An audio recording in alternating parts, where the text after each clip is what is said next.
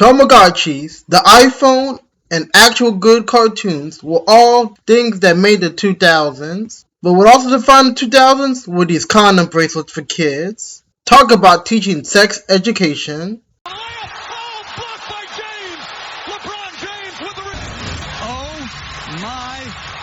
Growing up a kid in the 2000s had its own experiences that haven't really been replaced to this day. One of those was Cartoon Network Fridays. For those young ones, Cartoon Network Fridays was like a 3 to 4 hour block in which they had aired new episodes of your fan favorite cartoons, such as Dexter's Laboratory and Powerpuff Girls. This was right in the era before things like Netflix and other streaming services took over. Also, arguably, creativity was its highest in television, with shows like Drake and Josh on Nickelodeon and shows like Hannah Montana and the DCOM movies going ham on Disney Channel. Due to these factors, you couldn't and didn't want to miss these premieres of TV. It made TV a can't miss event back then. I have memories of literally me and my friends house hopping on Fridays to watch these premieres, spending each Friday at a different friend's house. It was like how MASH wasn't a can't miss event for old people back then. Yeah, I just called out the silent generation. They don't know how to use social media, so they can't get to me. So I will be doing a series of videos where I talk about Cartoon Network Fridays, in which I discuss the rise, fall, and some of its lesser reincarnations. So in this part of the video, I kind of want to talk about something that made the Cartoon Fridays so interesting before I begin the era discussion. And before I say anything, Cartoon Fridays is the same thing as saying Cartoon Fridays or Cartoon Network Fridays or CNF. For now, they're pretty interchangeably for this part of the video. One thing that made Cartoon Fridays interesting was that it aired on Fridays. Back then, if you look at other networks such as Nickelodeon or Disney Channel, for example, they would be airing their shows on like a Saturday. Or what other networks would do if they had a young adult audience is that they would air their shows during the weekday. This also could include, for example, how Good Doctor would air its episodes on Monday, or how Grey's Anatomy airs its episodes on Thursday. You don't really see these networks air new episodes on Fridays. Heck, even today, you can even argue this is even true on these same Nick and Disney networks. Nick showing its Dan Schneider shows, Foot Fetish Man here, such as Victorious and Sam and Cat, will air on Saturdays, and now you also have shows like Bunk on Disney Channel that air on Sunday for its new episodes. This I would argue wasn't actually done on purpose, because in the network land, from the 80s to the 2000s, Friday afternoons was known as Friday Death Slot or Friday Night Death Slot. This was due to the fact that certain shows in the 80s and 90s would be so dominant, and they would dominate so hard. I'm talking Michael Jordan 6-0 in the 90s hard, or Bill Russell's 11 rings in like 12 years. They would dominate so hard that there wouldn't be any point to air other shows at that same time on a Friday afternoon, since eyes equals money in network land. Example of this would be the TGIF era block on ABC Family that shows like Family Matter and Full House, which were the network hits at the time, and anyone that would air TV shows at the same time as those shows were doomed. Heck, it was even true if you had a well-established show already that got moved to Friday for a season or two. That show usually get canceled after that season or a few episodes aired on that Friday. Some examples included was Star Trek that aired its second season on Fridays when it was originally supposed to be aired on Mondays. The low ratings would haunt the show later on and would lead to its canceling. The A-Team would be another show in which its final season would air on Friday and be canceled due to its low ratings, proving the superstition correct. This idea would be changed in the 2000s. This would be due to the idea that networks believe that young people will go out on Fridays or Saturday night, as if people in the 80s and 90s weren't going out on a Friday back in the day. This is important because for those that don't know, young people are considered the most lucrative demographic in network land, so losing them is of big importance. Then in the 2000s, we knew what happened. A certain online network service took over that kind of made TV surfaceless. Other copies of it started to appear.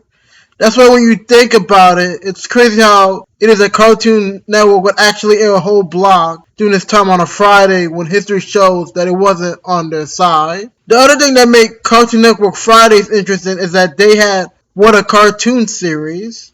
This was a series in which Cartoon Network would show certain shorts that served as pilots for spin-off series. These shorts would then be voted upon by viewers to decide whether or not they would be a show or not. The shorts that won would then be asked to be turned to a show by the creators, which is crazy when you think about it.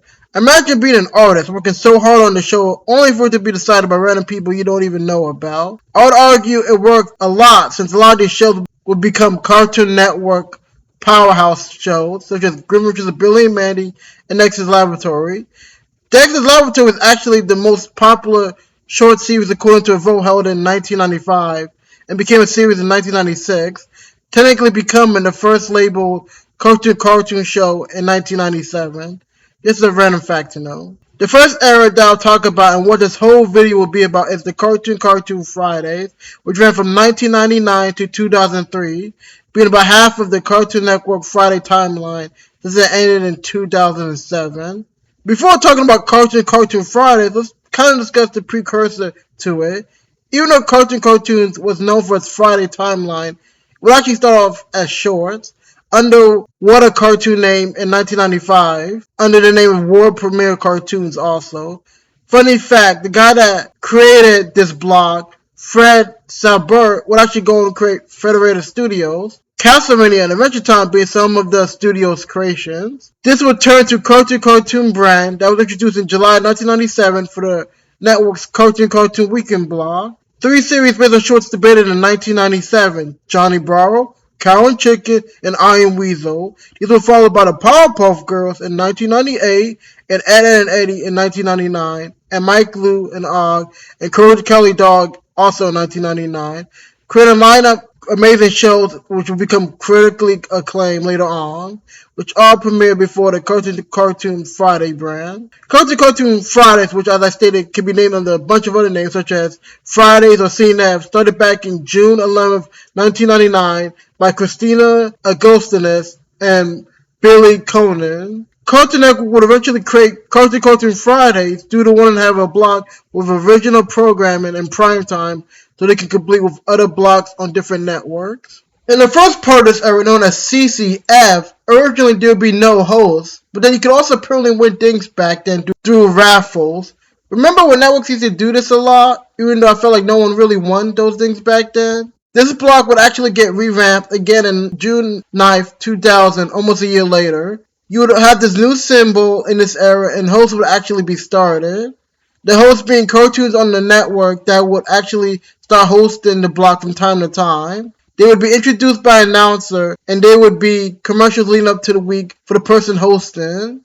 Kind of like how they might do for Saturday Night Live, in which you might see commercials throughout the week for the host to kind of get you amped up for the person that's hosting the show. Interesting enough, Eustace from Courage the Cowardly Dog would actually be the first host for this block. Some other examples were Dexter, the mayor from Powerpuff Girls, and Ed from Ed, Edd and Eddy. Even sometimes hosting characters would introduce their show from time to time. Talk about an ego trip. This would also be the era in which Grim and Evil would air. This era also still had the Big Pack era, in which the continued idea of original shorts being shown during this time, and we as fans would vote on it to decide whether it be a show or not. Imagine if they still continue it today. We wouldn't have had to live through Problem Solvers and Teen Titans Go, and people complain about Courage the Cowardly Dog in their childhood. Look at it!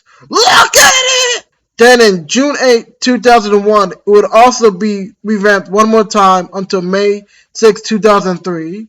We would then enter another era of Cartoon Fridays, which brought back new animated segments. They would still use the same cartoon characters to host the blog, but at the same time, other characters would also host at this time, such as Miss Bellin from Powerpuff Girls and Larry from Time Squad, underrated cult classic. Time Squad also would appear at this time, and these hostings would last until 2003. For some reason this time, for the month of October of 2002, the whole month was called Scaretoon Friday, which featured direct-to-video Scooby-Doo movies such as Music of the Vampire. You would have new episodes of Courage the Cowardly Dog and Grim and Evil.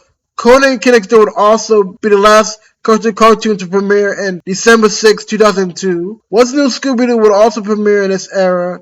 It even though it wasn't a cartoon. This era, known as CCF, was ceased on May 16, 2003, and would be temporarily replaced with Summer Fridays. Summer Fridays was this interesting era that ran from May 23rd to August 29, 2003. The final two cartoons, The Adventures of Billy Manny and Evil Con Carne, which already aired as part of Grim and Evil, would actually come to life.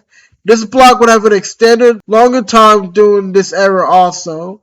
Normal CCF ran from 7 p.m. to 11 p.m. in the past, but in this era, you would actually go from 7 p.m. to now 1 a.m., which is pretty crazy when you think about it. They could probably get away with this much time since this era had more reruns that allowed for more block time. It would also no longer be animated hosts during this time. You would also have cartoons such as Duck Dodgers that started to air during this time. The next part of the era that would be Cartoon Fridays. The next part of this era would be Cartoon Network Fridays, the non-live action edition, which you can technically argue is part of the same Cartoon Network Summer Fridays universe. There wasn't really any difference from this in the previous era of Summer Fridays. It ran from September 5th to September 26, 2003. Once again, had no host hosting during this time. This would also be the last non-live action part of Cartoon Network Fridays, in which they would switch to live action hosts going forward. After this era, Cartoon Network, as I stated just a minute ago, they will be going to live action, which I would believe is the best era, and it is called Cartoon Fridays. And I'm not saying that because this is the era I watched the most when I was younger. In part 2 of this video series, I will discuss Cartoon Fridays, which is the era when you ask most people about Cartoon Network Fridays, probably they remember the most. If you like this video, please like and subscribe, and if you can, maybe comment your favorite moment or any memory you have about the era of Cartoon Fridays that maybe have gone over so far in this video, or just your favorite memory from Cartoon Fridays. Thank you for your time, and have a good day.